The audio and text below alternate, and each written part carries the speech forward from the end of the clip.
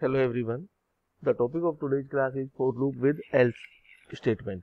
So last class में हमने for loop के कुछ एग्जांपल्स रन किए थे, ठीक है।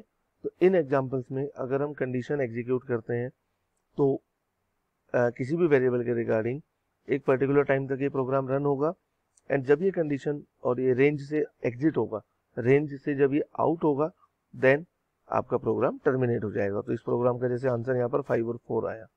बट अब जो टॉपिक है for loop with else, so for loop with else में अगर हम आफ्टर प्रिंटिंग द रिजल्ट कोई भी मैसेज या कोई भी स्टेटमेंट प्रिंट करना चाहते हैं देन वो भी हम एल्स स्टेटमेंट के थ्रू कर सकते हैं।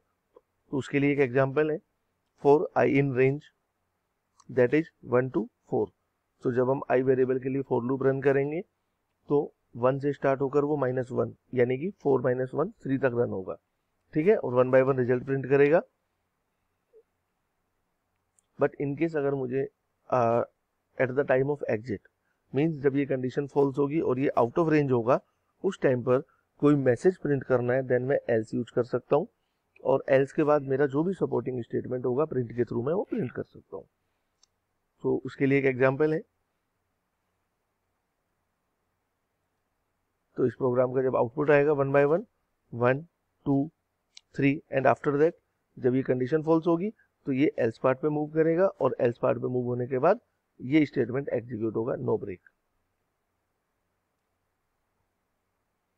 लाइक मैंने एक प्रोग्राम लिखा फॉर लूप, देन उसके बाद print, after that else and then print. So जब मैं इस प्रोग्राम को रन करूंगा तो ये आउटपुट क्या प्रोवाइड करेगा 1 2 3 because of my range that is 1 to 4 and after that no break. So I hope it is clear to you.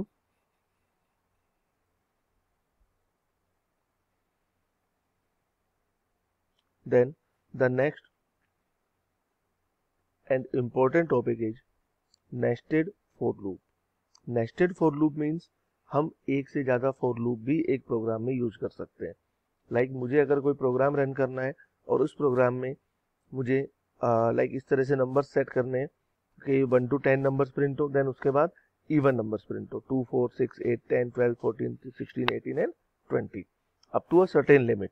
वो हम डिसाइड करेंगे up to 10 up to 20 up to 100,000 कितना भी हम ले सकते हैं। So for this you have to mention the range. Clear. So nested for loop का मीनिंग क्या है कि किसी भी एक फॉर लूप के अंडर में आप दूसरे फॉर लूप्स भी रन कर सकते हो। Clear means we can use more than one for loop in a single program. So इसके लिए एक एग्जांपल है लाइक फॉर लूप हमने यूज किया, आई एक वेरिएबल है, ठीक है, और इस आई वेरिएबल के लिए हमने एक रेंज ले ली, जो भी हमारी रिक्वायरमेंट होगी उसके अकॉर्डिंग हम रेंज लेंगे, ठीक है। देन उसके बाद फॉर लूप और सेकंड वेरिएबल जे और उसके लिए हमने एक पर्टिकुलर रेंज ले ली अप टू 11 10 जो भी हमें लेना होगा। क्लियर। अब इसके बाद जो भी मेरा सपोर्टिंग स्टेटमेंट होगा सॉरी एक्सप्रेशन होगा वो मैं यहाँ पर यूज करूंगा I into J and then print के। क्लियर। इस प्रोग्राम को हम कैसे समझेंगे, एक बार इसको रन करते हैं देन उसके बाद मैं इसको एक्सप्लेन करता हूँ कि कैसे ये प्रोग्राम वर्क करेगा।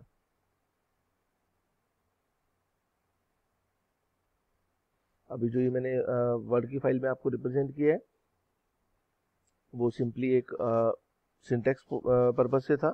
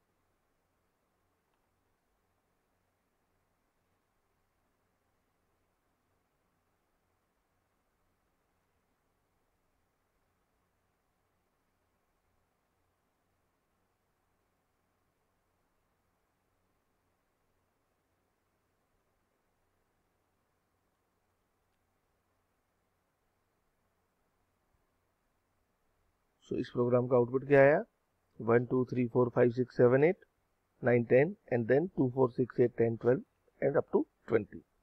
सो इस प्रोग्राम की वर्किंग कैसे होगी, देखो सबसे पहले फर्स्ट स्टेटमेंट जब एग्जीक्यूट होगा, फॉर लूप रन होगा। सो आई वेरिएबल के लिए फॉर की वैल्यू, आई वेरिएबल के लिए फॉर लूप के थ्रू जो वैल्यू जनरेट होगी वो क्या होगी, 1। क्लियर। अब उसके बाद हम एक नेक्स्ट इनर लूप में मूव करेंगे, ठीक है। तो इनर लूप में हमारे पास क्या वेरिएबल है, जे की वैल्यू कितनी है, 1। क्लियर। सो जब इनर लूप रन होगा उसके बाद हम नेक्स्ट स्टेटमेंट पे आएंगे, k is equal to I into J, ठीक है। सो आई इंटू जे कितना हो जाएगा, I is 1 and J is also 1, so 1 into 1 is equal to 1, so the value of k became 1। Okay, then हम इसको print करेंगे, क्या print होगा यहाँ पर, 1। अब अगर मैं इस ब्रैकेट को यहाँ क्लोज कर देता हूँ जैसे हमने प्रीवियस एग्जांपल्स में किया था, तो प्रिंट स्टेटमेंट ऑटोमेटिकली आपका आंसर नेक्स्ट लाइन में प्रोवाइड करेगा। बट हमारे आउटपुट रिक्वायरमेंट है कि सेम लाइन में आंसर प्रिंट हो। सो उसके लिए हमने यहाँ पर क्या किया, एंड यूज किया, और एंड के बाद एक सिंगल कोट हमने यूज किया। मींस हम यहाँ पर एक एंड टर्म यूज कर रहे हैं, तो एंड टर्म क्या काम करेगी, इसको नेक्स्ट लाइन पे मूव नहीं करेगी। क्लियर। अभी इसको नेक्स्ट लाइन पे मूव नहीं करेंगे और ये नेक्स्ट लाइन पे मूव अभी बाद में होगा। क्यों होगा, क्योंकि हमने यहाँ पर एंड लगा दिया। क्लियर। अगर मैं प्रिंट को यहीं क्लोज कर देता तो उस केस में ये नेक्स्ट लाइन में आंसर आता, ठीक है। सो अब जो समझने का पॉइंट है कि एक बार जब आपका फॉर लूप रन हुआ, यहां से जब आप वापस फॉर लूप पे मूव करेंगे तो वो आउटर लूप पर ना जाकर के पहले कहां जाएगा, इनर लूप पे। क्लियर। सो जब ये प्रिंट स्टेटमेंट एग्जीक्यूट हुआ तो यहां से आपका compiler inside the for loop ही काम करेगा। सो ये जो साइकिल रिपीट होगा ये तब तक होगा जब तक जे का फॉर लूप रेंज आउट नहीं हो जाता, एग्जिट नहीं हो जाता। तो ये चीज ध्यान रख लेना आप लोग कि इनर मोस्ट लूप पहले रन होता है और आउटर मोस्ट लूप बाद में रन होगा, अगर आप नेस्टेड यूज कर रहे हैं देन उस केस में, ठीक है। सो k की वैल्यू प्रिंट होने के बाद अब j वेरिएबल की वैल्यू चेंज होगी, +1 से इंक्रीज होगी, कितनी हो जाएगी, 2। क्लियर। अब यहां पर चेक होगा विद इन द रेंज है 2, यस। सो 1 i की वैल्यू 1 रहेगी, अभी 1 इंटू 2 कितना हो जाएगा, 2। सो हमारा आउटपुट जो प्रिंट हो रहा है वो क्या हो रहा है, 2।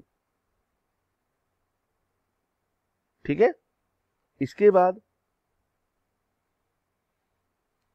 अगेन j की वैल्यू 3 हो जाएगी, 1 इंटू 3 3, k की वैल्यू 3 प्रिंट होगी, देन 4 5 6 7 8 9 एंड 10 तक ये साइकिल रिपीट होता रहेगा। 10 के बाद जब वैल्यू प्रिंट हो जाएगी और उसके बाद जब हम यहाँ आएंगे कंडीशन हमारी फॉल्स हो जाएगी। कंडीशन फॉल्स हो गई, इसका मतलब हम जे लूप से बाहर आ गए, जे लूप का वर्क कंप्लीट हो गया, हम बाहर आ गए। तो बाहर आ गए मतलब इस प्रिंट स्टेटमेंट पे आ गए। तो यहाँ पर क्या हुआ, आउटपुट के टाइम पर देखो हमारी यहाँ पर लाइन चेंज हो गई। मैंने जो अभी रन किया है प्रोग्राम, 10 प्रिंट होने के बाद लाइन चेंज हो गई और आप नेक्स्ट प्रिंट स्टेटमेंट की वजह से न्यू लाइन पे मूव कर गए। क्लियर। अब नेक्स्ट लाइन आने के बाद अब आप आउटर मोस्ट लूप पे मूव करेंगे। सो आउटर मोस्ट लूप क्या है, आई, ठीक है। सो आई के लिए वैल्यू +1 इंक्रीज हो जाएगी। तो इनिशियली वैल्यू 1 थी लेकिन अब कितनी हो जाएगी, 2 हो जाएगी, ठीक है। अब 2 हो गई, अब आई की वैल्यू 2, और जब ये स्टेटमेंट एग्जीक्यूट हुआ देन वो वापस से इनर लूप पे मूव करेगा। सो आई की वैल्यू 2 और अब उसके बाद जे वापस से रन होगा। सो जे की वैल्यू क्या हो जाएगी नेक्स्ट टाइम, 1। क्यों, क्योंकि जे 1 से ही स्टार्ट हो रहा है। सो जो प्रीवियस वैल्यूज 1 बाय 1 इंक्रीज हो रही थी वो सब एक साइकिल के बाद इनिशियली रिसेट हो गई। सो अब यहाँ पर जे की value for the next loop will become 1। Okay. अब आई की वैल्यू 2 है और जे की वैल्यू 1 है। अब यहाँ पर 1 इंटू 2, तो क्या प्रिंट होगा के की वैल्यू में, 2। तो हमारे आंसर में यहाँ 2 प्रिंट हो रहा है,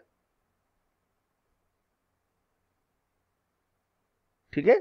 यहाँ पर देखो 2 प्रिंट हो रहा है। अब नेक्स्ट टाइम 2 के बाद यहां से लूप वापस ऊपर मूव करेगा। अब इनर मोस्ट लूप में चलेंगे तो जे की वैल्यू कितनी हो जाएगी, 2, और आई पहले से कितना है, 2। सो 2 इंटू 2 4, तो वैल्यू क्या प्रिंट हो गई, 4। फिर ऊपर मूव करेंगे जे पे, क्या आएगा, 3, और आई की वैल्यू कितनी है, 2, तो 3 इंटू 2 6, ठीक है, तो इस तरह से साइकिल चलेगा। देन आई की वैल्यू 2 रहेगी, जे की वैल्यू 4 हो जाएगी, 4 into 2 8। In the next step 5 into 2 10, so 10 times तक ये लूप चलेगा, सो 10 इंटू 2 20, लास्ट वैल्यू हमारी 20 प्रिंट होगी। उसके बाद कंपाइलर यहाँ मूव करेगा, यहाँ से ये कंडीशन फॉल्स हो रही है बिकॉज अब वो 10 के बाद आउट ऑफ रेंज होगा, तो वो नेक्स्ट वापस से प्रिंट स्टेटमेंट पे आएगा और लाइन चेंज करेगा। लाइन चेंज करने के बाद फिर हम ऊपर गए, अब यहाँ पर आई की वैल्यू ऑलरेडी टर्मिनेट हो गई क्योंकि 2 के बाद 3 आउट ऑफ रेंज होगा क्योंकि वो -1 तक चलेगा। सो इस तरह से फॉर लूप रन करेगा और अब आप फाइनली एग्जिट हो जाएंगे। क्लियर? सो इस तरह से फॉर लूप रन करता है। एक बार दोबारा समझ लो, ये इंपॉर्टेंट टॉपिक है। फॉर लूप नेस्टेड केस में अगर आप यूज करेंगे देन फर्स्ट लूप एक बार रन होगा, उसके बाद इनर लूप तब तक रन होगा जब तक कि वो टर्मिनेट नहीं होता, और जब वो टर्मिनेट होगा तो प्रोग्राम एग्जिट नहीं होगा, वापस से वो आउटर लूप पे मूव करेगा और आउटर लूप पे मूव करने के बाद जो भी वैल्यूज होंगी उनको अकॉर्डिंगली अपडेट और चेंज करेगा एंड देन फिर से इनर लूप रन होगा। और इनर लूप हर बार इनिशियल लेवल से ही रन होगा। जब तक एक साइकिल चलेगा तो ये 1 बाय 1 वैल्यू चेंज करेगा, बट अगर एक साइकिल कंप्लीट होने के बाद जब हम दोबारा इस पर आएंगे तो ये फिर से स्टार्टिंग से ही रन होगा। क्लियर? सो ये है नेस्टेड फॉर लूप। ठीक है, अब इस प्रोग्राम में थोड़ा सा हम चेंज करेंगे और कुछ इसके वेरिएंट्स और देखते हैं क्या क्या वर्क होगा।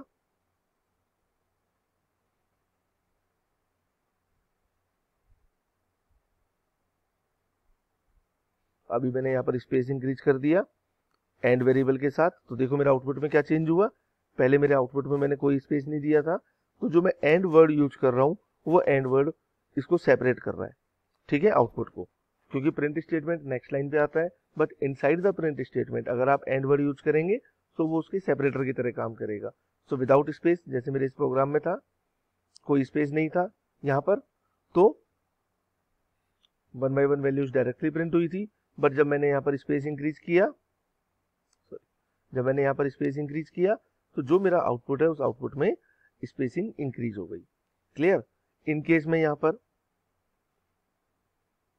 इन दोनों सिंगल कोट्स के बीच में कॉमा लगा देता हूं विद स्पेस, और अब मैं इस प्रोग्राम को रन करता हूं तो क्या होगा, तो जो मेरा रिजल्ट है उस रिजल्ट के साथ कॉमा सेपरेट वैल्यूज अपीयर हो जाएंगी। ठीक है, सो ये एक फॉर लूप के अंदर प्रिंट स्टेटमेंट का एक वेरिएंट है जो हमारे रिक्वायरमेंट के अकॉर्डिंग हम यूज कर सकते हैं। क्लियर? सिमिलरली अगर मैं यहाँ पर कोई और प्रिंट स्टेटमेंट यूज करता हूं विद अ नॉर्मल इंडेंट, तो ये कब एग्जीक्यूट होगा? प्रोग्राम के लास्ट में। ठीक है, इस तरह से। क्यों? क्योंकि मैंने इस प्रिंट स्टेटमेंट का जो स्कोप है वो एक नॉर्मल इंडेंट में यूज किया है। सो नॉर्मल इंडेंट का मतलब क्या हो गया, जब दोनों फॉर लूप मेरे टर्मिनेट होंगे तब ये रन होगा। इन केस अगर मैं इसको यहां पर कर देता हूं, मींस इसका इंडेंट मैंने सेकंड लूप के साथ कर दिया। सेकंड लूप से मतलब जब सेकंड लूप मेरा टर्मिनेट होगा, सो उसके बाद एग्जिट हो गए, प्रिंट स्टेटमेंट लाइन चेंज करेगा, देन उसके बाद फिर एक प्रिंट स्टेटमेंट मैंने यूज कर लिया थैंक यू, तो ये कहां रिजल्ट में अपीयर करे होगा, ये देखो फर्स्ट लाइन एग्जीक्यूट करेगा पूरी 10 टाइम्स, फिर एक मैसेज प्रिंट होगा थैंक यू। ठीक है, यहां से जब आपकी लाइन चेंज होगी इस प्रिंट स्टेटमेंट के थ्रू, लाइन चेंज करके फिर ये नेक्स्ट प्रिंट स्टेटमेंट यूज करेगा। क्यों? क्योंकि इनसाइड द लूप हम बात कर रहे हैं। ठीक है, फिर जब उसके बाद दोबारा से एक बार रन होगा with the value of i is 2, then जब हमारे 1 बाय 1 वैल्यूज प्रिंट हो जाएंगे, आफ्टर दैट ये फिर से लाइन चेंज करेगा और फिर से थैंक यू प्रिंट करेगा। सो क्लियर हो गया ये कॉन्सेप्ट? अगर मैं नॉर्मल रखता हूं तो लास्ट में एक बार प्रिंट होगा, और अगर मैं इसको एक इंडेंट के साथ यूज करता हूं तो ये हर लाइन के बाद प्रिंट होगा। क्लियर? अब इस एग्जाम्पल को एक बार आप अच्छे से कवर करें, कुछ मॉडिफिकेशंस करके अप्लाई करें। ठीक है, देन इसके बाद आगे के टॉपिक्स नेक्स्ट वीडियो में हम डिस्कस करेंगे।